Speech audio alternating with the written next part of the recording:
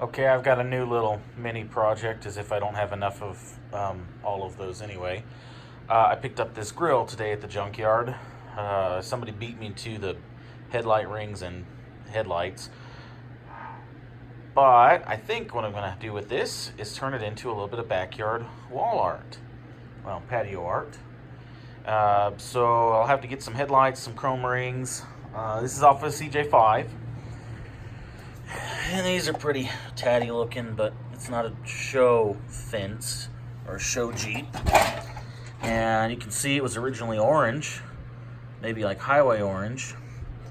But I'm going to make up some brackets to go right there in those two bolts where the radiator normally would have been, and to attach it to my fence. So I think what I'm going to do, I had a stroke of thought here, maybe brilliance, maybe stupidity, but see that random piece of metal around that I bent for some reason, back scratch or something? I realized if I go ahead and make a bent up piece of strap steel like that, I got a real easy way to hang it up off of my fence. And I've got a bunch of strap around. So I'm gonna cut a couple pieces and figure out where I need to, how long I need to cut it. Because as you can see, I've already got two of them mounted up there. And I really need to redo this one. The screws I did are kind of sagging. There you go. So what I'm going to do is just get a couple pieces of strap and just kind of hang it over the fence, and I'll use that to hold it up, and then it'll go up, I guess, to the left of the YJ grill. All right, let me get working on that. See how this goes. Okay, it's up. It's hanging. I ended up not using this idea for hanging it off the fence because I was holding it up and looking at the height and everything, and I realized the holes I was going to use that the radiator had been bolted to basically sat right up against the fence pretty nicely. So I was like, oh, okay, I could just put a mounting screw or bolt through there. So that's what I did. I kind of held it up, marked roughly that was, measured the distance between them, 26¼ inches. Used my level here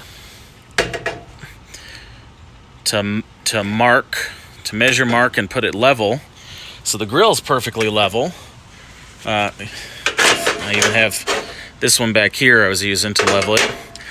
The funny thing is, it doesn't look that way because the fence slopes a little bit, but the grill's level. That's what matters, right? So, as you can see, I've got another one over there.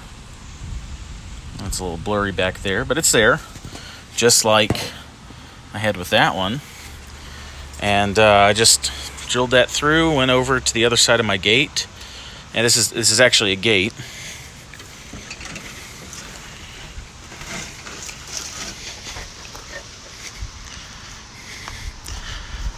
So there's one bolt, there's the other bolt, and bolted that, so basically making a nice stud coming out. So you can see I've got one nut there making a stud, and then I've got the grill set on it and one more to hold it in place. So that part's done for now.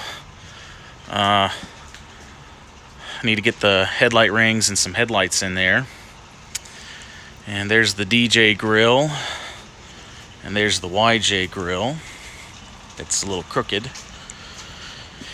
And I didn't, you see these are spaced a little closer together. I didn't put it closer together because I felt like it'd be blocked by this post for the pergola.